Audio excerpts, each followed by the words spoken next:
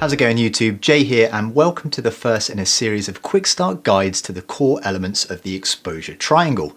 We're going to start today with aperture, which is the setting that I feel is the most important thing to get to grips with first. In this video I'll give you a quick run through on what aperture is, how it's measured and the effect it can have on the images you take. Now aperture affects two primary aspects of your image. It controls light transmission through the lens and the image's depth of field. With the former, it does this by changing the diameter of the central opening or diaphragm running through your lens. A wider diameter is going to allow more light to pass through than a narrow one. We measure aperture in what are called f-numbers or f-stops, ranging from as low as f1.4 all the way up to f22 and beyond. Each stop represents either a doubling or halving of the amount of light depending on which way you move along the scale. Wide apertures are represented by lower numerical values, whereas narrow apertures have a higher value. Now this scale may not appear to be immediately intuitive, especially if you are just starting out in photography or you're just starting to move away from the auto or semi-automatic settings in your camera. But it gets a little bit easier if instead of picturing the scale running left to right like the previous graphic, you do what I did when I started out and I pictured the aperture scale more like this, running up and down, with the widest apertures at the very top. Now phrases related to aperture such as opening up your lens and stopping down your lens should start to make a little bit more sense. But don't worry, everything comes in time. In terms of available aperture on lenses, there are two primary types. There's fixed and variable.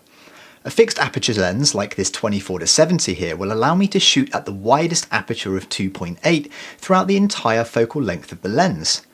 A variable aperture lens, like the one I'm shooting this video on right now, will have a preset range of aperture values.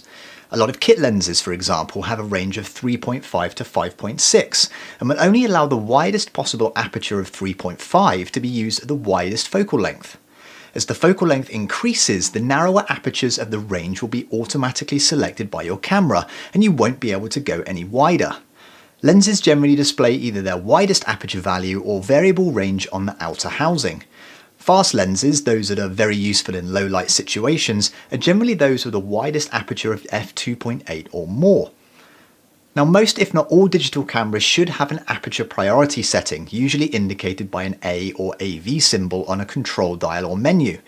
When using this setting you will choose what aperture to use, but the camera will automatically take control of other settings like shutter speed and change them accordingly to achieve a correct exposure.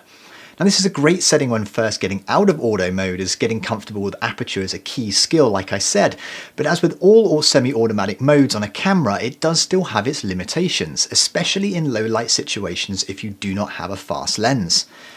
Now as I mentioned earlier, apart from light transmission, aperture also controls your depth of field. That is the extent to which subject matter lying closer than or farther away from the actual plane of focus appears to be in focus. Wide apertures create a very shallow depth of field, meaning that anything in the immediate foreground or the background is going to be blurry and out of focus. Now take this image for example. I shot this at f2 and focused on the little Lego figure in the front.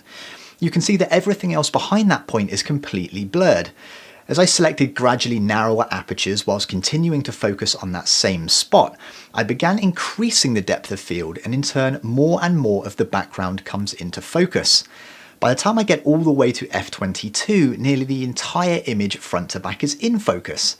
This is the effect depth of field can have.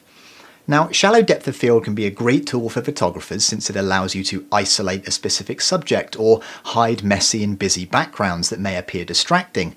But it is a double-edged sword, since the shallower your depth of field is, the more difficult it may become to maintain sharp focus, especially if your image has any kind of depth or there are elements that you want to be prominent in your image that are either in front of or behind your primary focal plane. Now, if you are unable to maintain your required level of sharpness at a specific aperture, you may need to step down your lens until you're able to get the effect you want.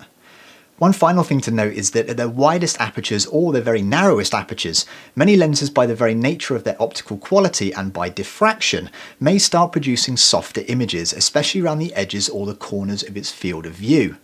Now, there are more factors that can affect the depth of your field, such as the distance to your subject, the subject's distance from the background, and the compression effect you get with longer focal lengths.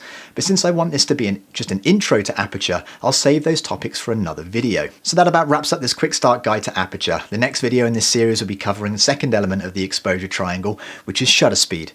Give this video a thumbs up if you liked it and hit that subscribe button if you want to see more. I'll see you next time.